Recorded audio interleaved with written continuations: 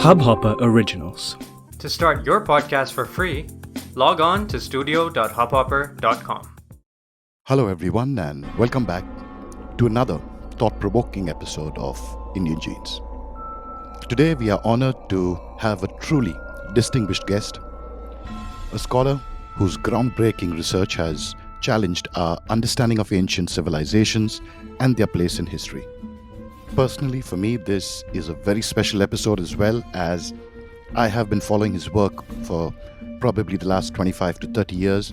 I've read every single book that he has put out, and he has helped me in my journey of curious inquiry. And so for me, it's absolutely amazing that I get this opportunity to speak to him. And I ask you to join me as we explore the fascinating world of Dr. Robert Schoch. Dr. Schoch is no stranger to the academic world, having been a full-time faculty member at the College of General Studies at Boston University since 1984.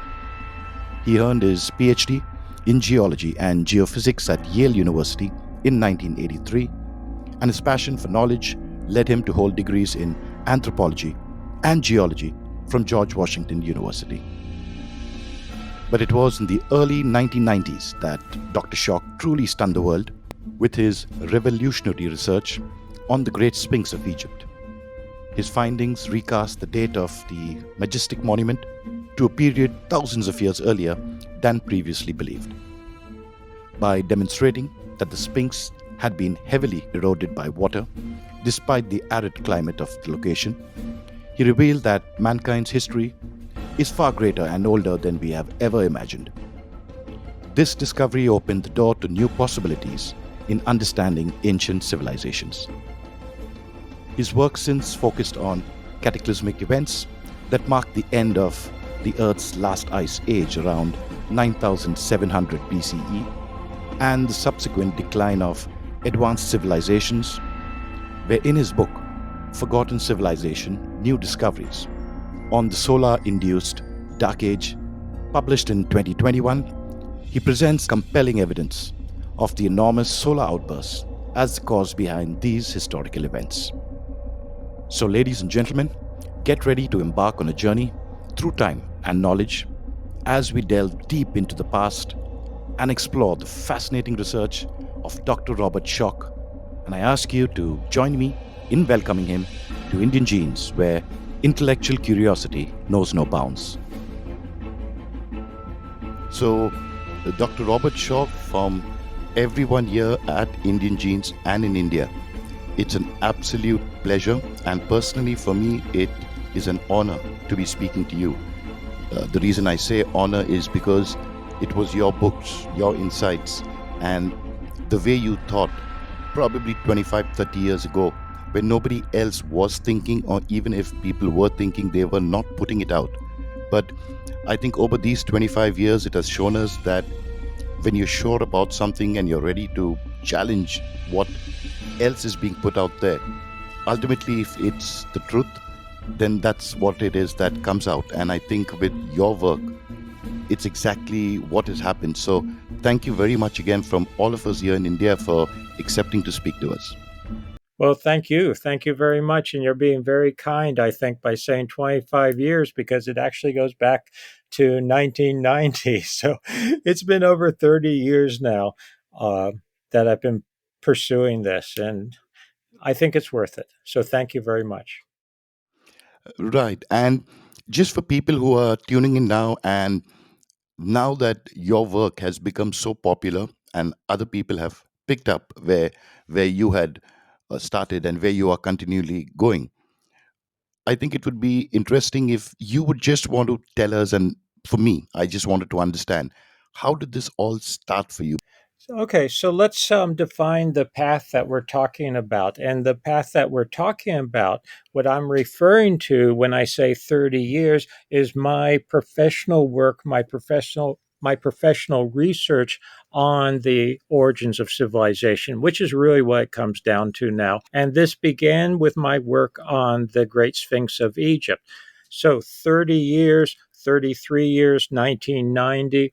What I'm referring to at that point is my first trip to Egypt in 1990, the summer of 1990. And I went to Egypt at the invitation of the late John Anthony West. Unfortunately, he passed away in 2018, but he was a Egyptologist in the sense of what he called, well, he referred to himself as an independent Egyptologist. He was essentially self taught, but incredibly knowledgeable.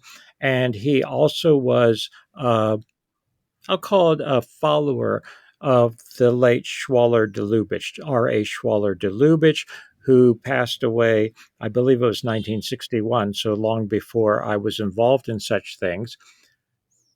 Schwaller de Lubicz had suggested back in the 30s and 1940s and 1950s that Egypt, in many ways, was much more sophisticated scientifically, mathematically, than most people gave Egypt credit for. So that was one aspect to it. But the other aspect was that Schwaller had suggested that the Sphinx, the Great Sphinx, was eroded by, as he put it loosely, uh, uh, water, that there was water damage on the Great Sphinx. He thought, and West thought, it was probably some kind of flooding, but at any rate, to see water damage rather than erosion by wind and sand, as you expect in a Sahara condition, a hyper-arid condition of the Sahara Desert, because the Sphinx sits on the edge of the Sahara Desert, that would indicate there may be something amiss when it comes to the age of the Sphinx. So that's how I first got into it in a professional sense in 1990. But the truth is, even before I went to Egypt in 1990, even before I met John Anthony West in the late 1980s. We first met in the late 1980s. I had been interested in ancient civilizations. I'd been interested in art history, especially antiquity, the history of art in antiquity and the political history in antiquity. That actually goes back to my early childhood, maybe 6 or 8. When I was 6 or 8 or so, I remember seeing an exhibition of some of the artifacts from Tutankhamun that had been brought to Washington, D.C., where I was living at the time. I grew up in the Washington, D.C. area. My grandmother, who was a theosophist, if people know what theosophy is, was very interested in ancient civilizations, ancient cultures. She had an incredible library that I enjoyed reading, even in my preteen years.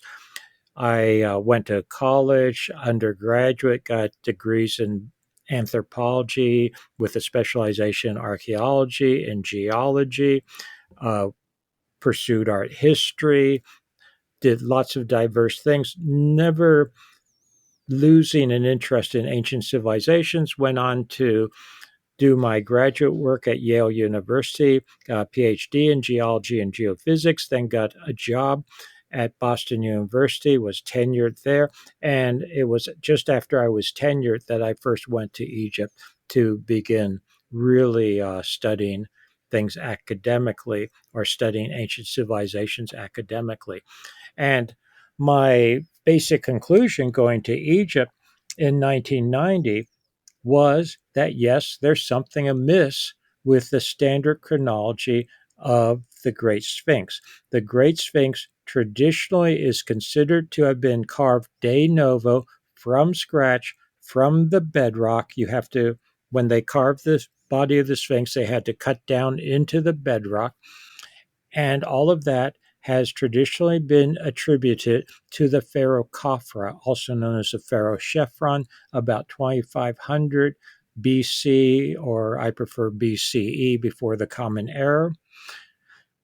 And Khafra is also the reputed builder of the second pyramid. The Sphinx sits due east of the second pyramid. So all the Egyptologists felt very certain that the Sphinx goes back only to the time of Khafra, about 2500 BCE or 4,500 years ago.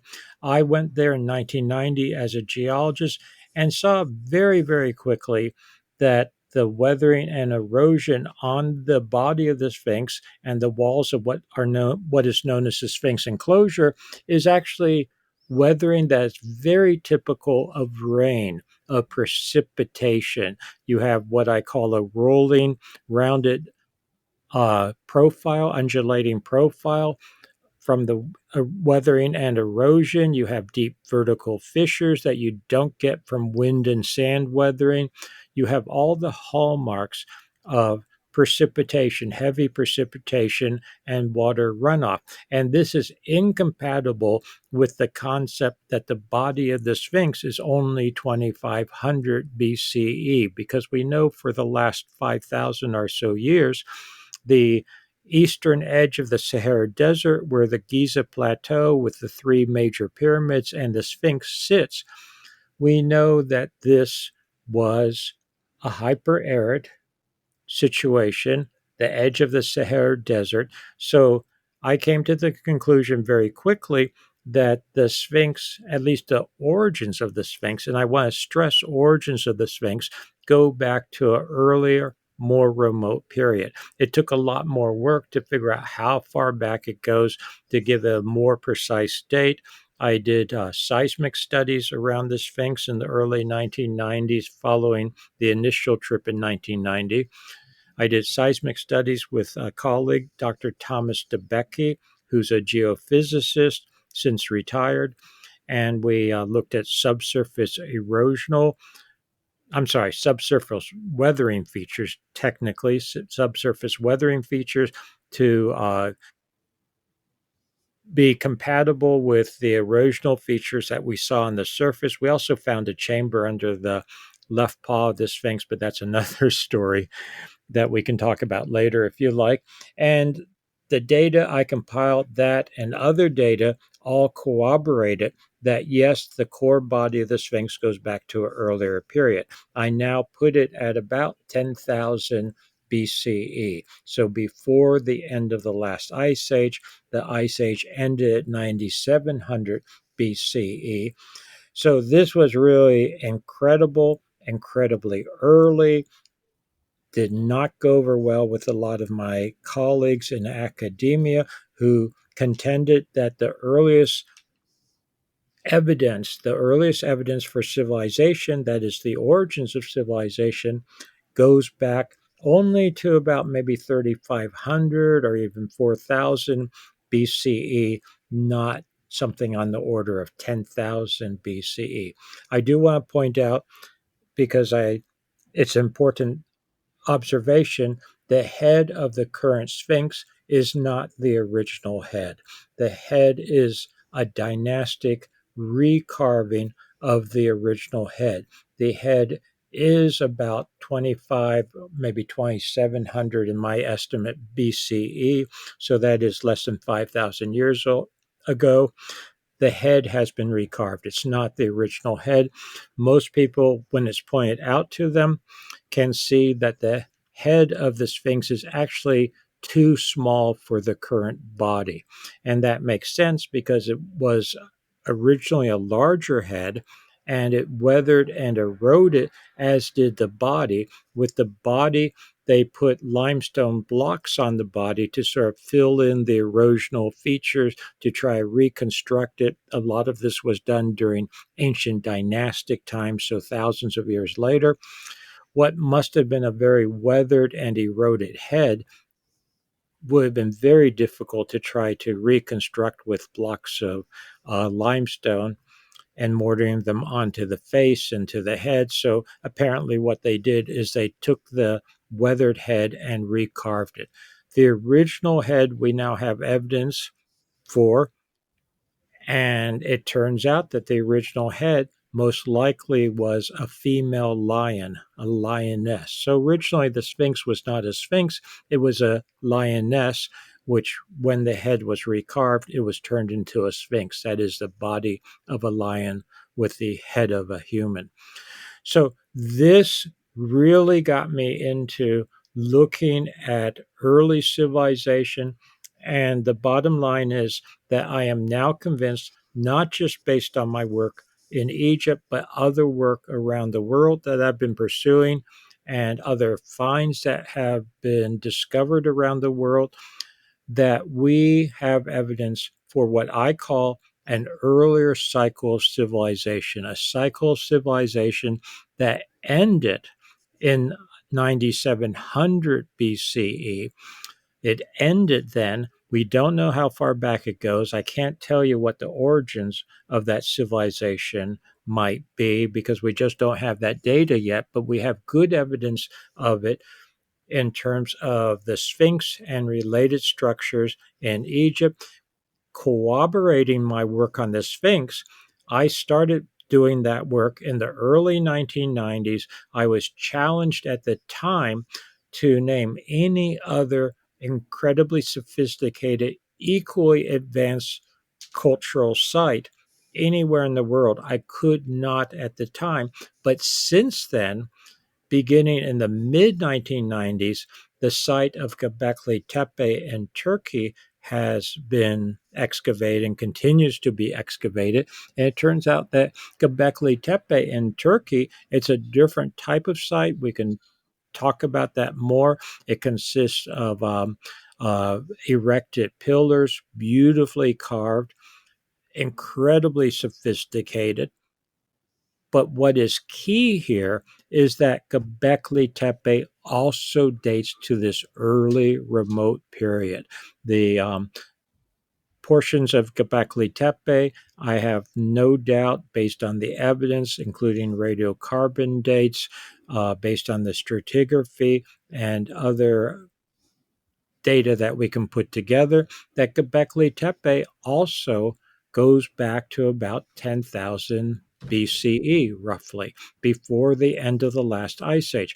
And the evidence for early civilization, these early people, they essentially disappeared at the end of the last ice age. Uh, there was incredible natural disasters that ended the ice age at 9700 BCE, 9700 BCE, 11,700 years ago. And essentially, humanity went into what I refer to as a dark age for about 6,000 years, and it was not the origins of civilization that we have at 5,000 to 6,000 years ago, but the reemergence of civilization about 5 to 6,000 years ago. So I don't disagree with the later dating and the later archaeological evidence for civilization over the last 5, 6,000 years, but I have, I think, now established based on the evidence, and we continue to develop more evidence that there was an earlier cycle of civilization with a dark age in between. And just to finish my quick summary of my sort of overview of the work I've been doing for the last 30 years, what caused the last ice age to end? It was a major solar outburst, from the sun, which devastated the planet, essentially snapped us out of the cold period of the ice age. Everyone knows the ice age was cold. That's why it's called the ice age, especially in the northern hemisphere. It was very cold compared to temperatures today. The solar outburst snapped us out of that at 9700 BCE, and we have good evidence for this, physical evidence and cultural evidence, archaeological evidence for it. You can see, in fact, evidence of it right at Gobekli Tepe, also on the Giza Plateau in terms of vitrification, that is, rock that was melted and recongealed due to what's known as plasma strikes when you have a major solar outburst. Very well, electrically charged particles, so basically plasma. Plasma, in a physics sense, is electrically charged particles. They were ejected by the sun, moving at incredible speeds, good percentage of the speed of light, and some of them penetrated down in certain areas to the surface of the earth. would have appeared to the people living at that time as if they were huge lightning or thunderbolts, and where they touched down, they would have melted glaciers. If they hit glaciers, they would have evaporated water uh, to an incredible extent. Where they hit rock, they could melt the surface of the rock and then it would recongeal. That's known as vitrification. In other areas, they set forest fires and essentially incinerated everything around. It would have damaged the ozone layer.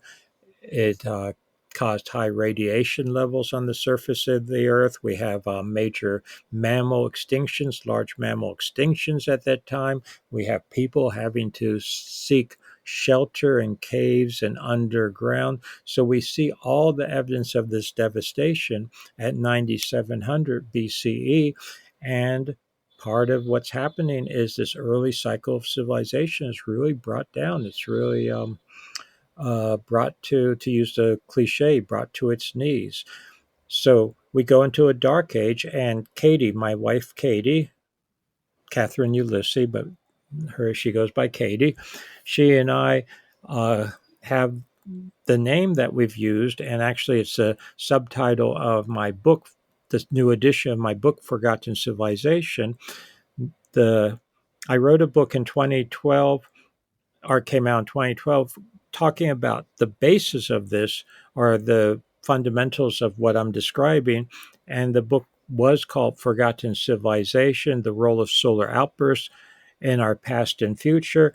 2021, I did a revised edition at the request of the publisher where I included a new chapter, lots of new data corroborating what in some ways was just speculation in the 2012 edition. And the new subtitle for the book is New Discoveries on the Solar Induced Dark Age. So we refer to it as a solar induced dark age, which followed the collapse of these early civilizations at 9700 BC. So we have this dark age that was solar induced, the solar induced dark age, or for short, the acronym SIDA, SIDA, and that lasted for a good 6,000 or so years, from about 9700 BCE to about, let's say, 3500 BCE, when we have civilizations once again arising after a prolonged period of the sun having stabilized, having been fairly regular once again. Although, as I point out in the new edition of Forgotten Civilization, in the last 5, 10, 12 years, a lot of evidence has been developed, which we didn't have even as recently as 2012, that the sun is a much more active star than anyone ever suspected. And even in the last 10,000 to 12,000 years, there have been periods of high activity of the sun. For instance, there's what's known as the Charlemagne event. The Charlemagne event occurred in the late 8th century of the Common Era. It's referred to as the Charlemagne event because the King Charlemagne was around at the time, so it's named after him. And it was a major solar outburst, nothing close to what happened at the end of the last ice age, but much larger than anything we've seen in modern times. And if we had an event even close to the Charlemagne event, it would bring down modern civilization, modern technological society as we know it, much less something at the level of the events, the solar outburst that happened at the end of the last ice age. So that's maybe a short summary of what I've been doing over the last 30 some years working on ancient civilization. But it really all began professionally for me in 1990 when I first went to Egypt. And I should point out that I went to Egypt thinking that that would be my one and only trip to Egypt. I thought that when John Anthony West suggested to me that the Sphinx could possibly be older than 2500 BC, immediately, as a trained academic, as someone ensconced in academia with a PhD from Yale, so I was well indoctrinated in the conventional scenarios, the conventional wisdom. I thought it was a insane concept that a bunch of Egyptologists over the centuries could be so wrong about something so fundamental as the origins of the Sphinx. But I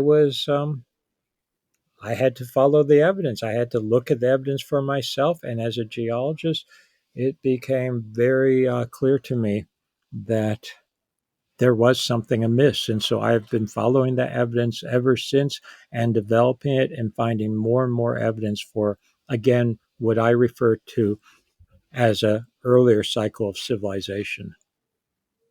And interestingly, you mentioned Schwaller, the Lubicz, and I think his book that came out in the 30s was The Temple in Man.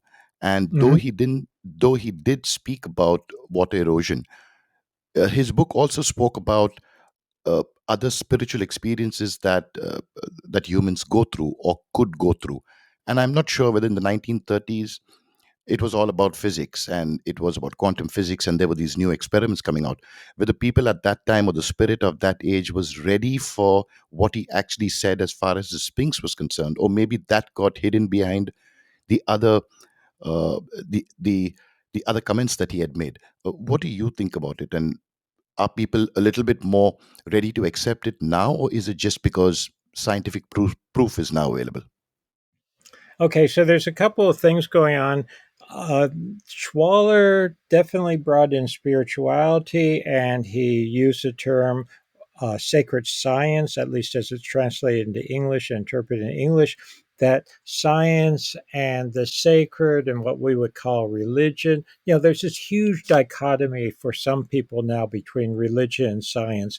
And he argued, I think, very cogently, and other people have made the point that that's a modern dichotomy. That's something that really arose maybe with the Enlightenment and in the 19th through 21st century, this sort of distinction between science and religion that was a much more unified matter early on.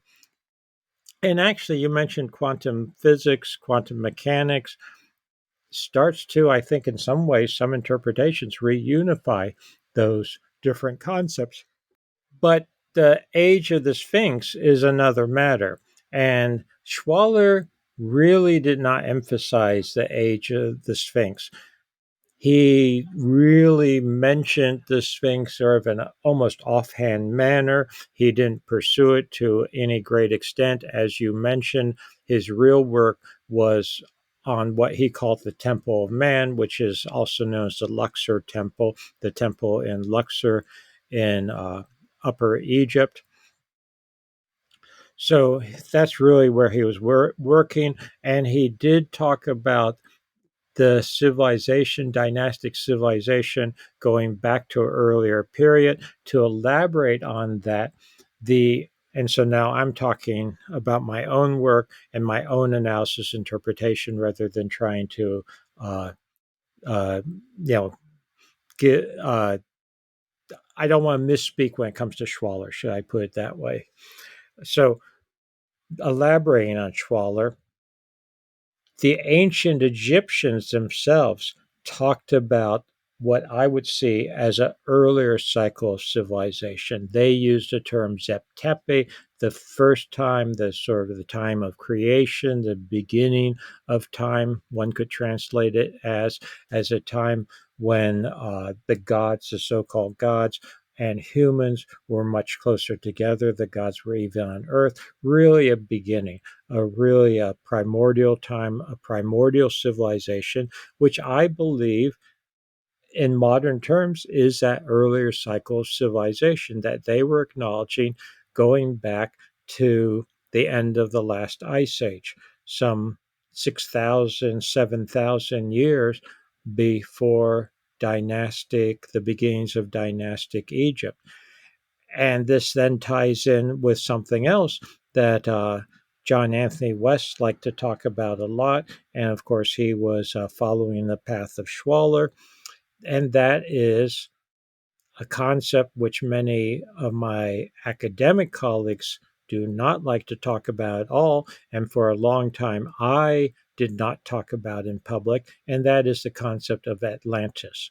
The very notion of Atlantis is downplayed or dismissed as being having any concept of reality. So the notion of Atlantis as a real place or real time are referring to anything more than effectively a metaphor on the part of Plato. Most academics don't want to consider Atlantis as something real. That's what I'm trying to say. But Schwaller and West did consider it to maybe have a basis in fact at some level. And what is interesting is not the whole notion of Atlantis as a geographical region. In fact, John Anthony West and I often talked about this. Neither one of us ever was a hunter for Atlantis, someone looking for the physical location of Atlantis. In fact, I think that's not important. I'm not sure it even is applicable to the broader topic. What I am convinced is that Plato's concept of Atlantis refers to a time period, a early primordial civilization or earlier cycle of civilization, and it sets a temporal framework for that, which is incredibly accurate. So let me elaborate on that a little bit. Plato said that the Atlantean culture, the Atlantean people, the Atlantean civilization was destroyed catastrophically, and that this occurred about 9,000 years before Solon, the Athenian, sometimes known as a lawgiver, who had gone to Egypt in about 600 or so BCE and had learned the story of Atlantis, and that at that time he was told that Atlantis had been decimated by catastrophe about 9,000 years earlier. So 9,000 years earlier than 600 BCE in our calendar would be about 9,600 BCE, which is incredibly close in my assessment to the modern dating of the end of the last ice age, based on ice cores, based on sediment cores, based on good physical geological data to 9,700 BCE. Plato was not trying to be accurate down to the year. He was giving a ballpark figure. So I think that within him being within 100 years is incredibly accurate and not coincidental whatsoever. So I think that the Atlantis concept, the story of Atlantis, is more corroboration, fits in with the time frame that I have developed independently. I'm definitely not basing my work on Plato and his dating of Atlantis, but I think it's incredibly interesting. And I think that maybe finally in the 21st century, the broader academic community and the broader public can start to appreciate that, yes, there were incredibly sophisticated people. Call them Atlanteans if you want, call them whatever you want, but they go back to a much earlier period, to the end of the last ice age. And it's not just a matter of, well, this is interesting factual material, but so what? Lots of people actually say that to me. Well, that's interesting, but what applicability does it have today? And I would say the applicability it has today is that a sophisticated society, a true civilization, 9,700 BCE was devastated by natural events, natural catastrophes that were initiated by the sun, by a solar outburst or series of solar outbursts.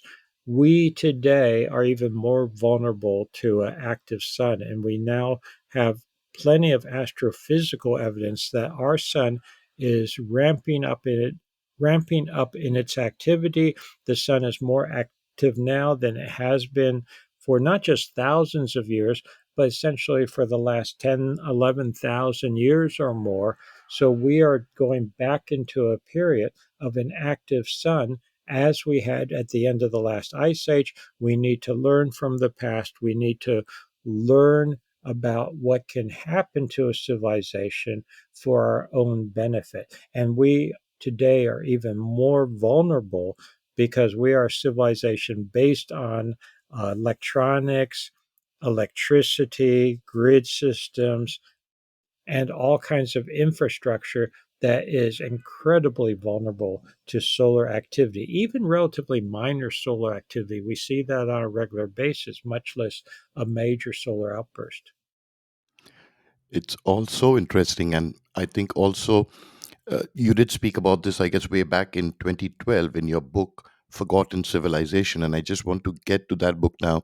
You have released an updated version, and within that, there have been certain, uh, s- I could call them predictions that have been validated by the scientific community of what you were talking. But when you spoke about timelines, Robert, we spoke about the younger Dryas and what those catastrophes were or solar flares. But I just wanted to understand if you could put this timeline into perspective for us. So when you say that this particular extinction event could have been solar flares, are you talking about the event that happened? Because I guess there were two events. One would have been about 10,900 BC, and then there was another event that was maybe, like you said, 9,700 BC.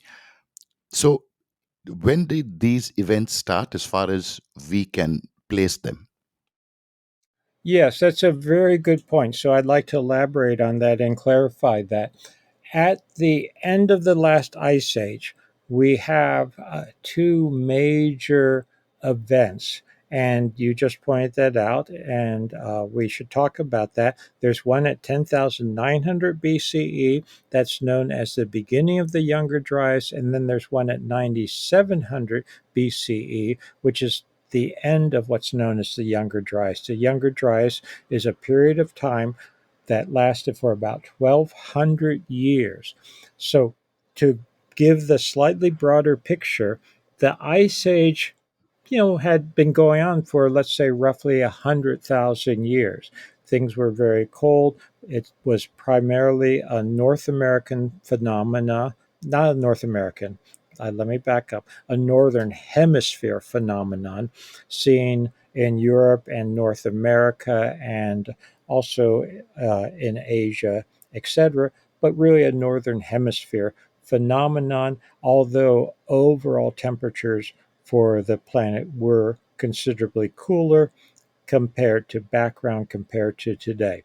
So, about 15,000 years ago or so, we had the height of the last ice age. It was then starting to warm up. So, it was starting to warm up, and things were slowly getting warmer. Then, at 10,900 BCE, all of a sudden temperatures dropped dramatically again. So this is what's known as the beginning of the Younger Dryas, 10,900 BCE. Some people say 10,800 BC, but I'll use what I consider the best data right now, 10,900 BCE. So we had all of a sudden gradual warming, then a cooling event at 10,900 BCE. That's the beginning of the Younger Dryas. The cooling event lasts for about 1,200 years till 9,700 BC, when then we have a sudden warming event, which brings us up virtually overnight, literally virtually overnight, to modern global temperatures. And when I say literally virtually overnight, back when I was a graduate student, people thought that the end of the last ice age in the 9,700 BCE, the end of the Younger Dryas, is also the end of the last ice age. When I was a graduate student at Yale in the 1980s, we thought that the ice age ended very suddenly, but we were talking about maybe a couple of centuries because that's very sudden geologically. Then papers started to come out that maybe it occurred over just a few decades. Then a paper came out saying it occurred over just a few years. And the most recent data is that we can literally date the end of the last ice age to within a period of just a couple of weeks. And it's simply that we don't have the resolution to get it down further, but all the evidence is that it could well have literally happened in a day and a night, so to speak, as Plato talks about for Atlantis. Now, what would bring about such a sudden change would be solar outbursts. And I do want to say that when we're talking about solar outbursts, we're talking about more than just solar flares. We're talking about what are known as coronal mass ejections, solar flares, solar proton events, high speed charged particles hitting the atmosphere, hitting the magnetosphere, hitting the ionosphere, penetrating down to the surface of the Earth, as I described earlier when we were talking. So, major devastation. I am 100% convinced that it was a solar event, solar outburst. They ended the last ice age at 9700 BCE. And to the best of my knowledge, no one has proposed a better explanation for the end of the last ice age, in my assessment, based on the data. Now, going back to the beginning of the Younger Dryas, a lot of people have heard theories about comets, and comets at the end of the last ice age, or a major comet at the end of the last ice age, or some people say an asteroid or meteorite, but right now, astrophysically, they sort of blur together. So something happened at 10,900 BCE, and this is where there has been a lot of discussion of a comet hitting the Earth or exploding in the upper atmosphere at 10,900 BC, the beginning of the Younger Dryas. And again, I need to stress that the beginning of the Younger Dryas at 10,900 BCE is very different temporally from the end of the last ice age 1,200 years later. So the comet hypothesis has been proposed for the beginning of the Younger Dryas, and logically, some people would say, well, how do you initiate a cooling event? You have to put aerosols, you have to put dust or debris, something into the atmosphere that would cause a cooling effect, would block out the sun. We have evidence for this independently, separately, 65, 66 million years ago, for a huge asteroid hitting the Earth and causing what would have been equivalent to, during the Cold War, people talked about a nuclear winter, but putting all kinds of dust and debris into the atmosphere, causing the dinosaurs to go extinct, etc. But that's 65, 66 million years ago. Getting back to the Younger Dryas, 10,900 BCE, a lot of people have suggested it must be a comet that would cause a cooling event. I heartily disagree with that. I've looked at all the evidence. The evidence that has been proposed for a comet, things like nanodiamonds, shocked quartz, wildfires, silicious scoria, vitrification. I've looked at all this evidence. Some of it can be dismissed because it's temporally out of place. It's not 10,900 BCE. Some of it is very confused. For instance, people talk about the Carolina Bays having been created at that time. No, in fact, many of the bays were created at diverse times, not all at 10,900 BCE, and they're probably not cometary anyway. There's other ways you can create the bays. Some people jumped on what's known as the Hiawatha Crater in Greenland and thought that was the crater caused by a comet at 10,900 BCE. It turns out, no, it's not. It's now been dated, and it's tens of millions of years old. It's not 10,900 BCE. It's off by literally tens and tens of millions of years. So there's really not, in my assessment, any good evidence for a comet per se. Yes, there's evidence that something happened, something extraterrestrial happened, but all the evidence for a comet that has all the evidence that has been proposed for a comet can also be explained by a solar outburst. So the nanodiamonds and the wildfires and the shocked quartz. We now know that you can have shocked quartz from even modern atmospheric lightning strikes. And I talk about this in the new edition of Forgotten Civilization. And you're absolutely right when you said that some of what I speculated and hypothesized and predicted in the 2012 edition, we now have evidence that, in fact, yes, it was the case. So I feel very vindicated in that sense. So something happened at 10,900 BC. I believe it was a solar event. And I also want to point out that we have evidence, for instance, archaeological record of petroglyphs that literally depict what you would see in the sky during a solar event. They do not depict comets, but they depict the configurations, the plasma, the electrically charged particle configurations you would see in the sky during a solar event. As an analogy, people know what the northern or southern lights are, things in the sky. You would have very distinctive shapes, sort of like the northern lights or the southern lights, taking on very distinctive stick figure shapes. And you would see those in the sky during a major solar outburst. And we have archaeological depictions of these petroglyphs. Dr. Anthony Perrott at Los Alamos National Laboratories in New Mexico, he's a professional plasma physicist looking at um, high energy plasma physics. And he has modeled in the laboratory what you would see in the sky during a major solar outburst. And he has matched what he's been able to model and experimentally demonstrate with the archaeological record.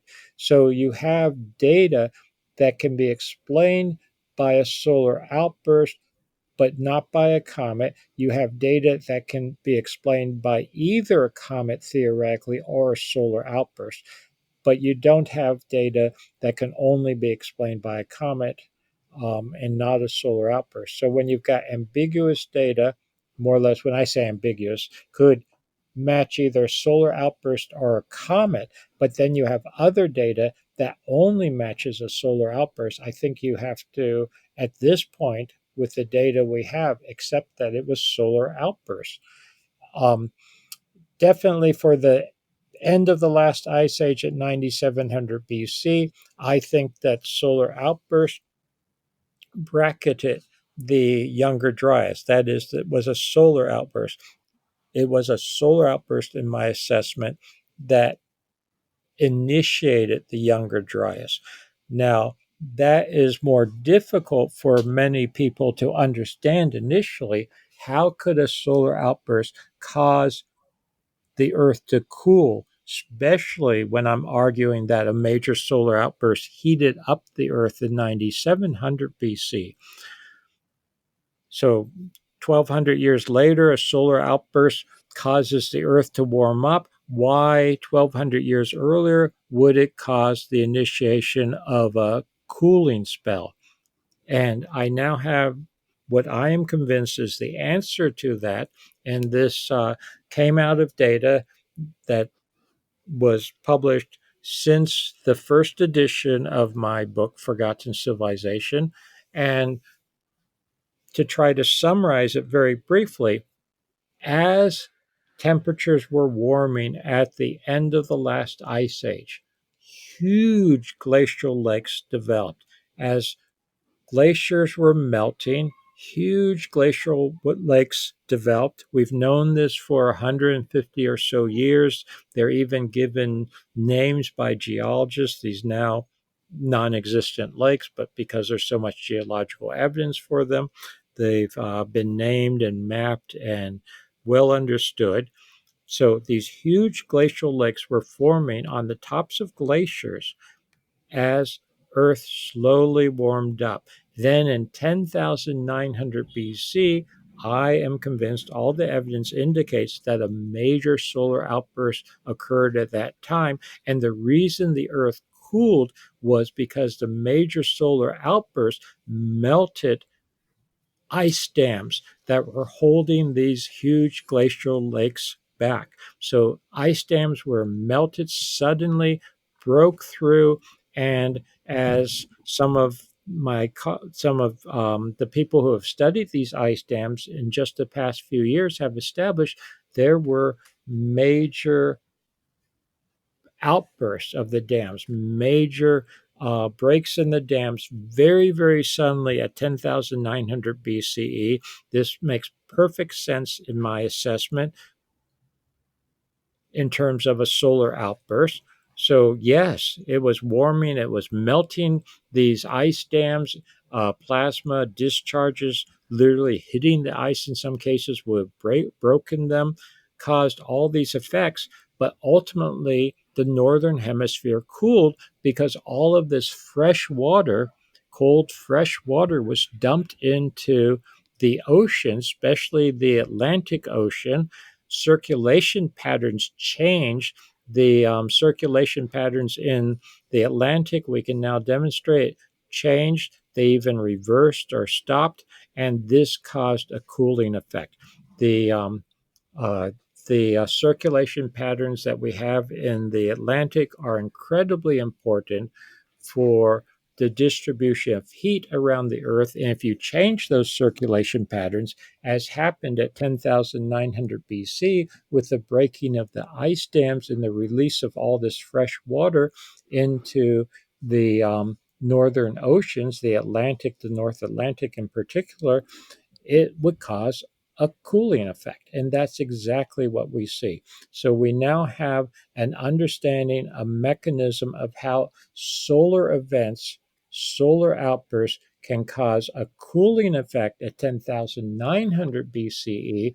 And by 9,700 BCE, these lakes are drained, the cooling has set in. At that point, when we have another major solar outburst at 9700 BC, it has the reverse effect. It has the warming effect that intuitively most people would expect from a major solar outburst. It also turns out that astrophysically, we're finding more and more evidence that stars, like our sun, and our sun is a star, of course, that stars, like our sun, go through periods of instability, what I would call disequilibrium, and some astrophysicists use that term. They go through periods of instability or disequilibrium where they then recalibrate, re-equilibrate by having some major solar outbursts. And stars similar to ours, it's now been established in some cases, go through periods of disequilibrium and recalibration for a couple of thousand years. Then they essentially calm down for maybe on the order of 10,000 years, and then they build up internal stresses. We can sort of think of it that way. And then they start to have to recalibrate. They go through disequilibrium. They go through more solar outbursts. So this may be a pattern that you have a couple of thousand years of instability in the star, then on the order of 10,000 years stability, then you go into a period of instability again.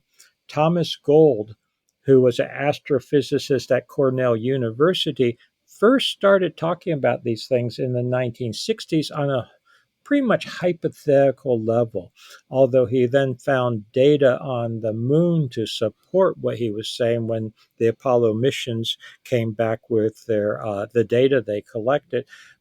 And a lot of people in the 1960s, he said, essentially, you're a brilliant astrophysicist, but here you're wrong because we know the sun is not so unstable. Well, no, we're now finding that, yes, the sun is like any other star in its class. It goes through periods of instability and stability. Thomas Gold, to get back to him, he suggested that there might be major solar outbursts about every 10,000 or so years. the last one, that was just off the top of his head, but to give an order of magnitude. And it turns out that he was pretty much right based on the much more recent astrophysical work. And now, what we know, based on what we know about our sun and being able to piece things together, that yes, there are major solar outbursts in the 10,900, 9,700 BCE period. It's been relatively stable since then, although some smaller outbursts, like the Charlemagne event I mentioned. There was the Carrington event in 1859, which fried the telegraph lines of the time, but civilization was not very electrified in 1859, so it didn't really cause that much damage. Uh, an event similar to the Carrington event of the same magnitude as the Carrington event today, which was very, very minor astrophysically, would bring down modern civilization. So, all the evidence in my assessment is that we've got to look at the sun. We've got to look at the sun and take it very seriously. And yes, it is solar events, not a comet, that brought down the earlier cycle of civilization. And I do want to stress once again the end of the last ice age, the end of that earlier cycle of civilization was 9,700 BCE, not 10,900 BCE, which is when the comet people speculate there was a comet. And I think it was another solar out I think it was a solar event at 10,900 BCE as well, based on the data.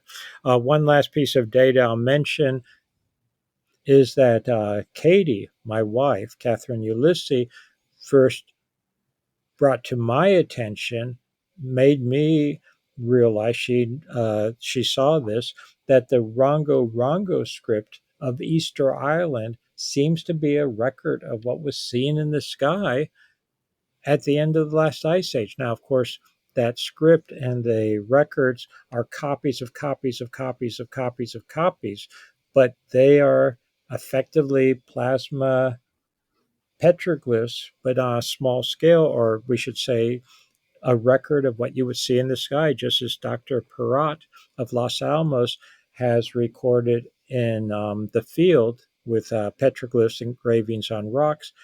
This was actually first discovered by Katie, and she brought it to my attention. I write about it where we cover it in Forgotten Civilization. The first edition, it's since been confirmed since the first edition by other plasma physicists, for instance, C.J. Ransom.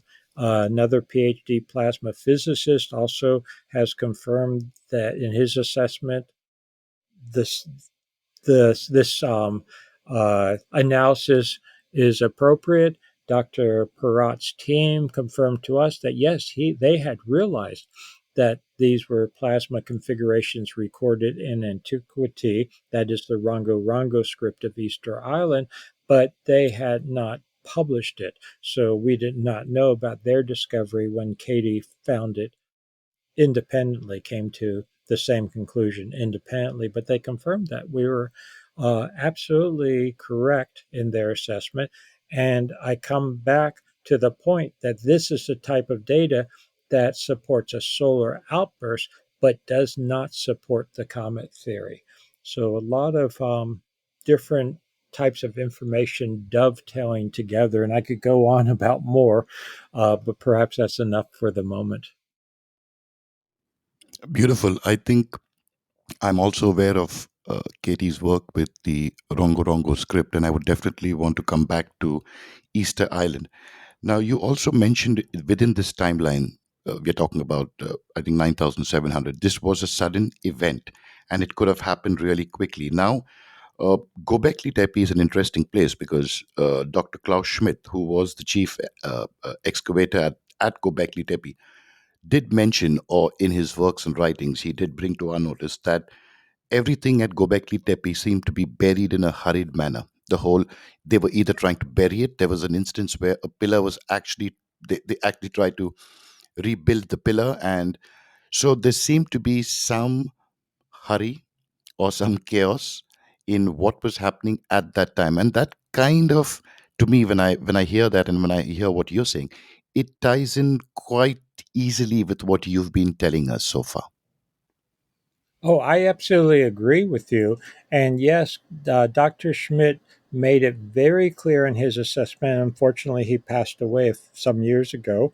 Um, Very unfortunate. He shouldn't have, passed away so early, but I don't know the details. But he made it very clear that yes, Gobekli Tepe was intentionally buried.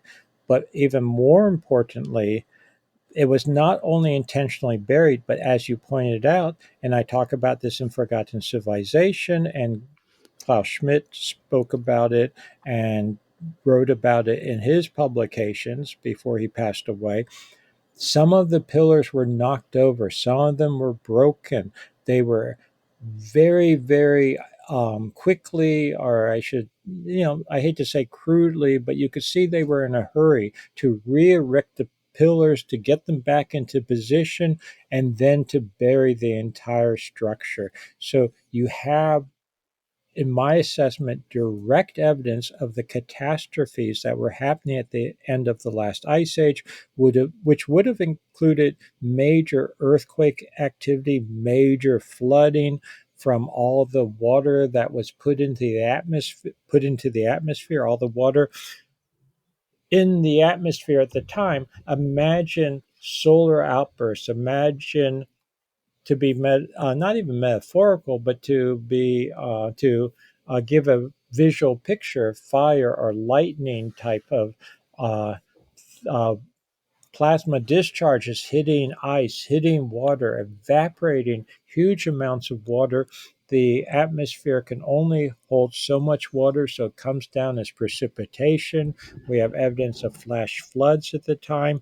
This probably ties in with some of the original weathering and erosion on the Sphinx. It ties in with things we see at Gobekli Tepe. We know that this was a time of great earthquake activity that has been established geologically long before I was talking about solar outbursts. And we now have evidence, which I discussed in Forgotten Civilization, that in fact earthquake activity is associated with solar activity. A lot of people think that's sort of a crazy concept on the face of it, but what seems to be happening is that stresses build up in the earth. Solar activity includes electrical and magnetic charges, and the earth itself is heavily influenced by the magnetosphere and by electrical charges, including underground. So, in some cases, what you have is stresses that have been built up, but under the right activities initiated by the sun, those stresses get released. The classic example I often use is the concept of avalanches, say an avalanche of snow, where it's just about to occur and someone's literally clapping their hands can cause a huge avalanche to be set off. So we now have all kinds of evidence that it was really tumultuous at 9700 BC. And getting back to Göbekli Tepe, this would include pillars being knocked over, then being crudely re-erected in a very hasty fashion. They built crude walls between the pillars to sort of hold them up and reposition them. They then covered the entire structure, the entire site over intentionally. And as a stratigrapher, as a geologist, I've analyzed the strata there, and it's quite evident to me that this was intentional burial. I mention that because some people, since Klaus Schmidt passed away, some archaeologists have started to suggest that, well, maybe it wasn't really intentionally buried. Maybe it was just silt and sand that blew in after the site was abandoned. No, the physical evidence shows it was intentionally buried, and other sites of the same time period and similar to Göbekli Tepe, in just the last couple of years have been excavated by Turkish archaeologists who have come to the same conclusion that those sites also were intentionally buried. So, why would they intentionally bury these sites in such a hasty fashion? Why did they try to put the pillars into position just before they buried them? I think it has to do with the catastrophes that were occurring at the time. And I suspect that they were covering them over, trying to protect them, maybe with the intention that when things calmed down, they would come back and uh, dig them out and restore them. Maybe they were thinking in terms at least future generations could find them and restore them. So, sort of like a time capsule. But either way, they were not simply abandoned. These were important sites to them, and they were trying to do what they could to protect them. And when you're talking a solar event like this, solar outburst, the best way to protect a site would be to cover it over, to bury it in rock and debris. The way to escape from it personally would be to go underground into shelters. And we see that at the end of the last ice age.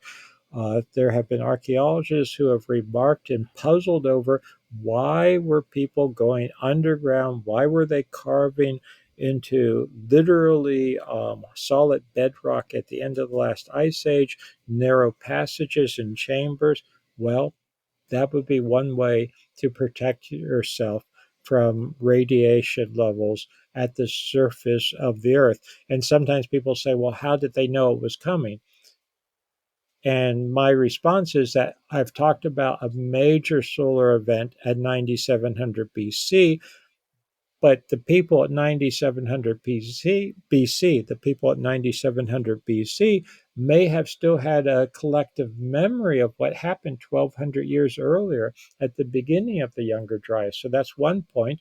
The second point I would make is that, like earthquakes, I'm a geologist, before you have a major earthquake, you often have foreshocks. So you have smaller earthquakes that sort of alert you to a big one coming. So they may have had some suggestion that something was coming and even may have begun to prepare after the major solar outburst at 9700 BC. We have evidence that there would have been solar aftershocks, smaller events for maybe some hundreds or 1,000 years before the sun really calmed down for thousands of years.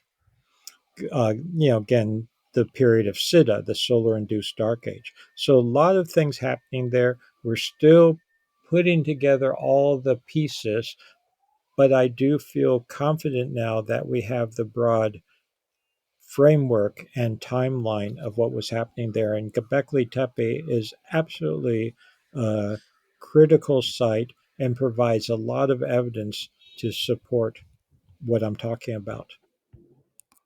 Right, yes, Gobekli Tepe it's just super interesting. And as you were mentioning about whatever was happening there or during that time, if we had to just step back and ask ourselves, is there anything that would have been passed down to us from that time? So we do have obvious structures. We have these huge megalithic structures that tell us of possibilities or impossibilities of something being built during that time with what we assume to have been the technology. But that's one part of the materialistic evidence.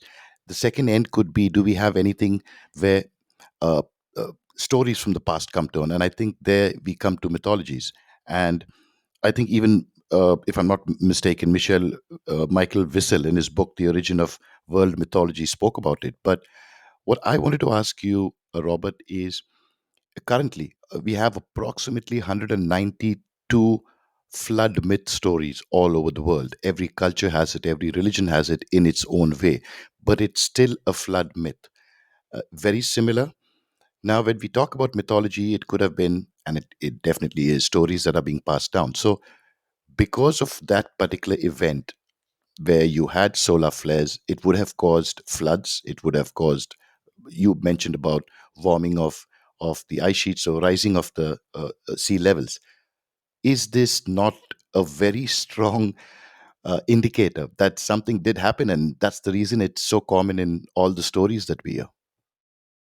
Oh, yes, absolutely. I think that the flood events that are related in legends, mythologies, traditions around the world, I have no doubt that many I don't, all of them probably originate or have some connection with what was happening at the end of the last ice age. Because at the end of the last ice age, you had not only rising sea levels and rising sea levels around the world on the order of 100, meters. So incredible rises in sea levels, but you get flood mythologies even away from coasts. You get flood mythologies well inland, and many of those flood mythologies, I am convinced, again, tie in with the end of the last ice age. But why would they have them inland? Because they would have flash floods, they would have incredible amounts of precipitation, incredible amounts of rain. You would have situations, especially in many regions of the world, where and we see this to this day. I mean, we've seen in modern times the results of major precipitation, and the major precipitation we see in modern times would have been essentially trivial compared to what we had at the end of the last ice age. So, as I was saying, at the end of the last ice age, with major solar outbursts, with these major solar flares, with the plasma strikes, the electrically charged particles being thrown off by the sun and hitting Earth, you would melt the glaciers. You would hit large bodies of water, including the oceans, of course, since the Earth is mostly water. It's a water world. And you would put vast amounts of moisture into the atmosphere. It can only hold so much. You would have had incredible torrential rains and rains and rains and precipitation for extended periods of time. You cannot, even in the best places for water seeping into the ground, when you have that much water that quickly, it's going to cause flooding. It's going to cause major flooding. And so you see this around the world, inland and along coasts, you would have had these phenomena plus the rising sea levels. So, yes, I would have predicted that there would be major flood stories around the world. And that's exactly what we see. So, I have no doubt that they go back to the end of the last ice age. And yes, some of them were probably reinforced by later flooding and later events, but I think the the vast majority, at least, go back to that remote period. And we have appreciation, I think, a renewed appreciation in the last decade or two that many legends, many stories, many mythologies have a real basis in science, have a real basis in history, and oral traditions, and many of these are oral traditions, even if they were finally recorded 1,000 or 2,000 years ago. Many oral traditions can maintain their veracity, can maintain their factual content for not just a few generations, but literally for thousands and thousands of years. It's been demonstrated, for instance, that Aboriginal traditions in Australia, talking about, for instance, now non existent islands off the coast, that they have a real basis in fact, and that geologists have been able to go out and follow these traditions, find islands that were submerged, for instance, and find fauna and flora on these islands that are recorded in the traditions. And for so long, people just assumed that it was all mythology in the sense of not having any real basis. But now we know there is a real basis for many of these traditions. True. And Coming back to what we touched on at the very beginning, where we said we would want to get back, and I would definitely want to get back to that. I want to get back to the Sphinx, and that is what you are really well known for, and all of us know you for. Now, Edgar Casey, the mystic Edgar Casey, had spoken about a hall of records uh, somewhere at the left paw or below the left paw of the Sphinx. And I would be very interested because on what you think about this, because this has uh, been out in the news. People have been speaking about it. Have we verified to start with whether there is any cavity below the left paw of the Sphinx? So, what is your take on this? Well, yeah, my take on it is very simple and straightforward. When Thomas DeBecke and I, in the early 1990s, did low energy seismic work around the Sphinx, what I was looking for initially was subsurface weathering features, that is, mineralogical changes in the rock once the bedrock surface was exposed around the Sphinx. That's what we were looking for. That's what I wanted, and we found a major cavity, artificial chamber under the left paw of the Sphinx. So we found that. So you're talking to one of the discoverers of that, and I have no doubt that it's there, despite some people trying to claim that it may not be there. I, at the time, did not know that Edgar Casey had made that prediction. So I want to be clear on that. Edgar Casey, I had heard the name in the early 1990s, so I knew of the concept of the psychic of Edgar Casey. He had already passed away. I forget what year he passed away, but it was before I was born. Uh, and so I knew who he was, but I did not know he had predicted a hall of records under the Sphinx. So it was a surprise to me initially when I found that out. And I actually found that out when one of his sons, who was still alive at the time, called me in my office at Boston University and said that I had confirmed one of the predictions of his father about the Hall of Records of the Atlanteans being at the Giza Plateau, under the Sphinx, under the paw of the Sphinx, etc., etc. I must say that I was not particularly happy at the time to find. Um, Let me back up. I was not particularly happy at the time to hear that I had confirmed the work, or apparently confirmed the work of a psychic, even if it was Edgar Casey, because I already had enough problems with my academic colleagues. My academic colleagues were already giving me lots of grief about redating the Sphinx and pushing the origins of it to an earlier period. The last thing I needed was for them to accuse me of going around looking for halls of records of Atlanteans that that had been predicted by a psychic. So it wasn't particularly pleasant news to me to hear that the chamber we found had been predicted by Edgar Casey, and people can take it or leave it, whether they think that was a real prediction or just coincidence or not. But there's no doubt that the chamber's there. It's under the left paw. Now, I have spoken to the Association for Research and Enlightenment, also known as the Edgar Casey Foundation in Virginia Beach, Virginia, a number of times since that discovery. They're wonderful people. I have great respect for everyone there. They have shown me the original archives from Edgar Casey, and the transcription of his prediction of the cavity under the Sphinx. When you read some of the transcriptions, they talk about the cavity being on the right side. It's under the left paw. But what I believe is the case is that he was talking about the right side when you face the Sphinx. So if you face the Sphinx, the left paw is on your right.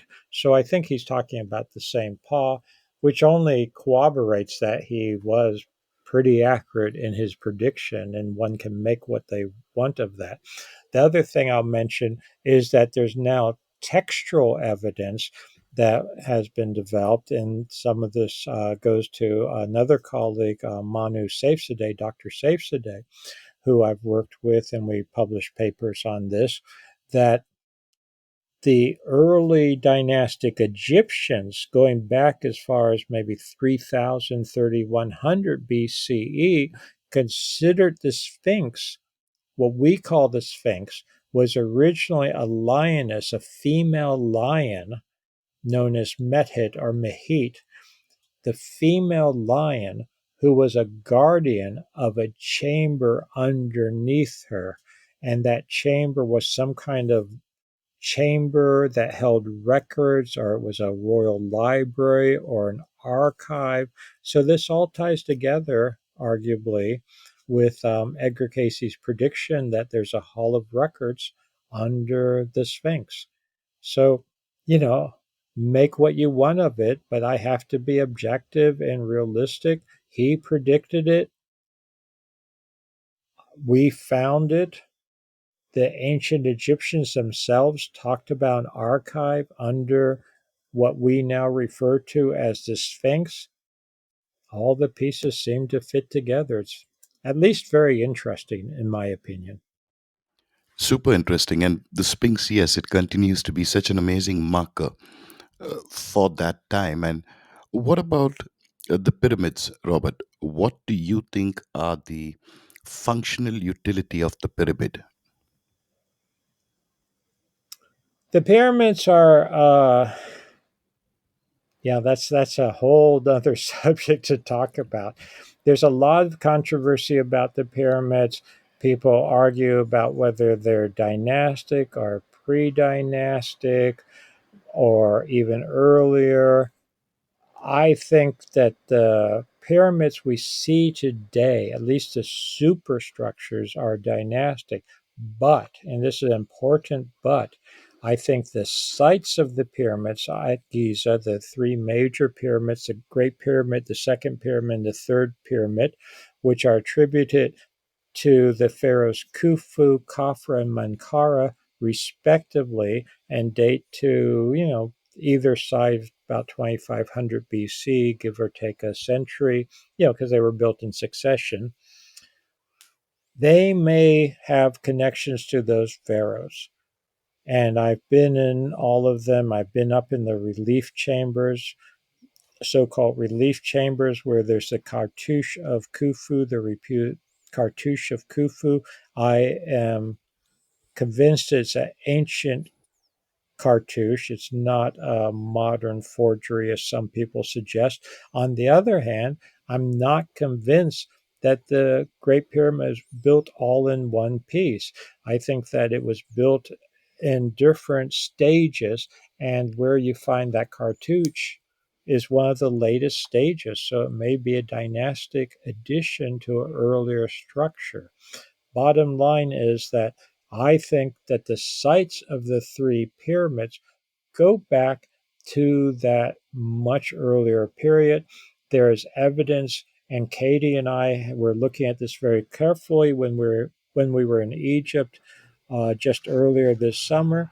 There's more and more evidence we're finding that the Giza Plateau itself was hit by a major plasma strike at the end of the last ice age. So we were talking about the solar events, the solar outbursts that occurred. In some cases, you would get what would appear, if you watched it or saw it when it occurred, it would appear to be huge lightning strikes hitting the earth. This would vitrify the rock in places. That is, it would melt the rock, it would penetrate into the rock, it would give the rock a glassy texture when the rock sort of flash melted and then congealed very quickly again, sort of looks like scoria or sort of burnt, crumbled rock with uh, I'm trying to describe with little bubbles in it, that type of thing. Doesn't look like pretty glass generally, although in some cases you can get some very nice looking natural glass out of it. We see evidence of this right on the Giza Plateau, and we have evidence of the Sphinx, or the vicinity of the Sphinx, having been hit by plasma, having vitrification. We have what's known as the inventory stela, which goes back to the late period, so 600 BC, maybe something like that, but purports, and I think it's uh, genuine in this case, purports to be a copy of a manuscript, a copy of an inscription that goes back thousands of years earlier, and it talks about the Sphinx itself being hit by a thunderbolt, that is, hit by lightning, and the Pharaoh Khufu in dynastic times going to see the Sphinx and having repairs done on the Sphinx and going to see the quote thunderbolt. Well, how can you go see a thunderbolt? What I think he was looking at was vitrified rock that they realized had been caused by a solar outburst. And if you think about the sun essentially represented God. The sun is God. For so many religions, or as a manifestation, should I say, of the one true God. Uh, and the Egyptians felt that way.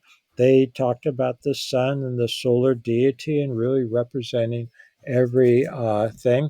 So here we have a site where God literally came to the earth with a solar outburst, touched the earth here, touched the Giza Plateau, and made it a sacred site. This is my informed speculation at the time based on the evidence. And when we look at the positioning of the three major pyramids, could those be places where solar outbursts literally hit in sequence on the plateau? But as we know, this is what happened based on plasma physics. This is what the type of thing that can happen when you have a plasma strike. It'll sort of hit one place, then jump, and have a sequence of spots where it hits. This can be demonstrated in the laboratory. It's been demonstrated where we have a good record of what appear to be plasma strikes on the moon, on the lunar surface at the end of the last ice age. The moon is very important because it preserves more surface features from a solar outburst than does the Earth, because the moon doesn't have the same atmosphere. It doesn't have a volatile atmosphere like the Earth does, which causes so much weathering and erosion. So, getting back to the pyramids, they may well mark specific plasma strikes. And we've started looking, Katie and I have started looking, for instance, at dendritic structures among the plasma on the plateau that seem to point back to the basis of the pyramids. So it all gets, I think, very interesting, but I can see a direct connection to the sun and the pyramids and the plateau. And I'll point out one other thing. There is evidence in my assessment that all three pyramids were being rebuilt or refurbished during dynastic times. So the second pyramid, many people don't realize this, even if they've been to the Giza Plateau. They don't realize, or they don't pay attention to the fact that the second pyramid has a ring of granite around the base. It has a ring of red granite.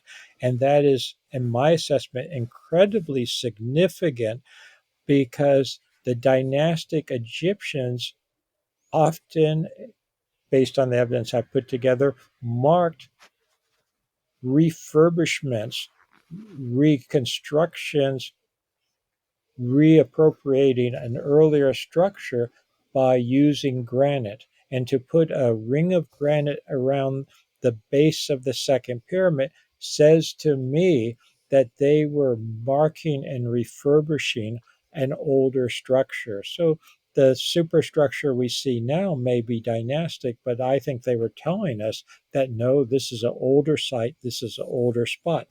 The Menkaure pyramid, the little third pyramid, has casing of granite. I think they were saying exactly the same thing. In the Great Pyramid, you have granite lining the king's chamber. This may be significant and indicate the same thing again. At Dashur, not Saqqara, not Giza, but at Dashur, which is outside of Cairo too, another spot where you have pyramids. You have what's known as the Bent Pyramid and the Red or North Pyramid. They go back to slightly before the pyramids at Giza based on the conventional Egyptological dating. And what you have with the pyramid at Dashur, known as the North Pyramid or Red Pyramid, when you go in there, and I show people this when I take them to Egypt, as I did just earlier this summer, within there, you have what appears to be a much older structure,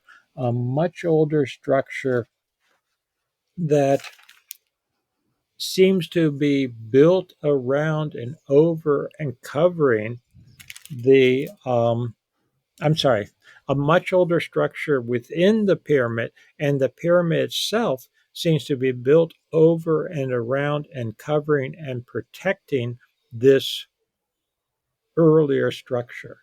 So in many cases we have things from dynastic Egypt which I believe are covering over earlier structures.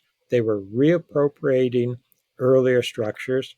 And there's no better example of that, perhaps, than the Great Sphinx itself, where you had a statue that goes back to a much earlier period, was being reused by the dynastic Egyptians, even to the point that they recarved the head. This is also interesting, Robert, and I'm sure that all our listeners are going to force me, and I hope you accept it, to get you back because we definitely need to have one episode dedicated just for the pyramids, for the Sphinx. I just hope if we do send you that request, you would want to come back and talk to us about it because, like you said, there's just so much here. I have so many questions at the moment that I do not want to open up because I think we've taken a lot of your time already, and I just hope you can come back and speak to us. Oh yeah, we can try to do some more another time. There's lots to discuss. I didn't even start to talk about sites other than Egypt and Gobekli Tepe in Turkey a little bit. There's Easter Island. Well, I mentioned Easter Island briefly. There's more and more evidence that not only was Gobekli Tepe intentionally buried at the end of the last ice age, but other sites were intentionally buried at the end of the last ice age, including in Egypt. Something that we've been looking at, Katie and I, is a number of sites in Egypt seem to have been intentionally buried. They were using mud brick because they didn't have stone to bury them. So a lot happening when it all occurs. We're working right now on a documentary. When I say we, I am part of an organization, a not for profit organization known as the Organization for the Research of Ancient Cultures, or by the acronym ORCUL. And Katie and I volunteer our time and efforts to that. And among other things, ORCUL, Organization for the Research of Ancient Cultures, we are working on a documentary with the title Civilization Before Civilization, talking about these very subjects that we've been discussing during our conversation. But of course, this is a film, so we've got footage from Egypt, we've got footage from Turkey, etc.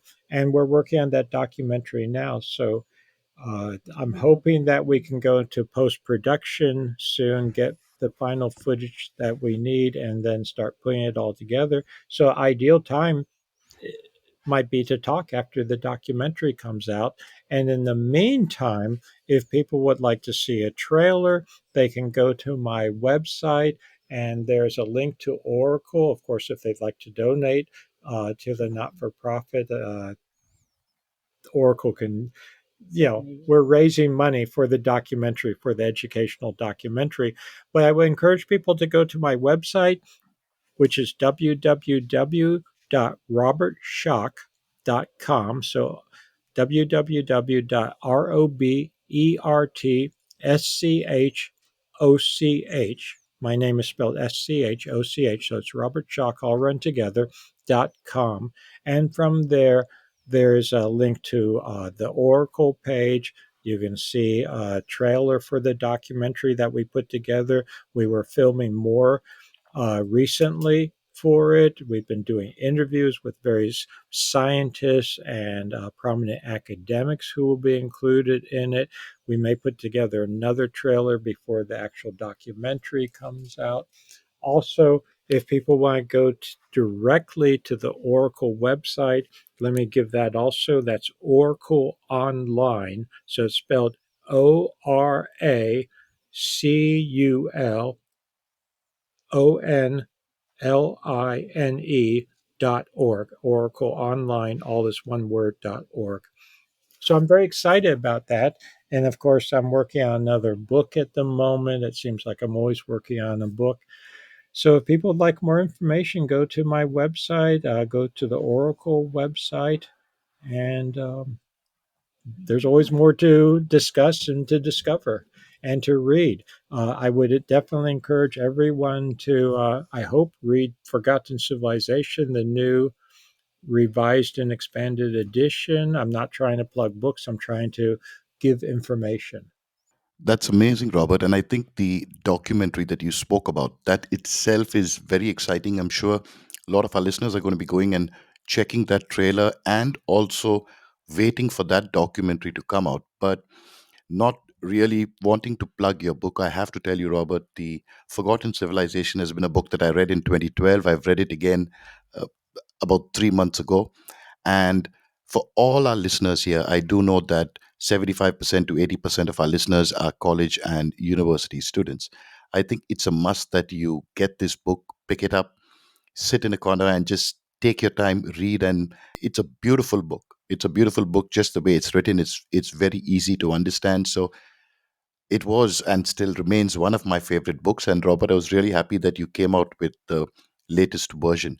But I think you've been inspiring us for so many years. And before we let you go, I want to have, I'm trying to get a commitment that we can speak again and get into a lot of more detail. I think we missed out Easter Island as well, but I didn't think that I would want to get into it just for the sake of it and then, spend 1 or 2 minutes on it. I think we need to probably spend another episode on that. But as I said, you've been inspiring us for so long. I still remember the documentary in 1993, The Mystery of the Sphinx. That was, I think it was presented by Charlton Heston, where you and Anthony West had appeared. And since then, you've been speaking about this. So for people who are listening to you for the first time, Robert, students, people who are just getting to know the mysteries that you've been uncovering, and as they move forward in their careers, we spoke about Gobekli Tepe. That's going to be something that maybe a young listener is going to pick up and move forward as far as their careers are concerned. What message would you like to pass to all of us, Robert, as we look at the future moving forward? Oh, I think we just have to keep following the evidence, keep looking at the evidence. And what I found in my academic career, in my own life, is that it's really important to follow the evidence, to not let your worldview or your paradigm or your sort of how should I say it? Your pet theories get in the way. So many people, they want to believe what they want to believe, but I think we really need to look at the evidence and base it on that.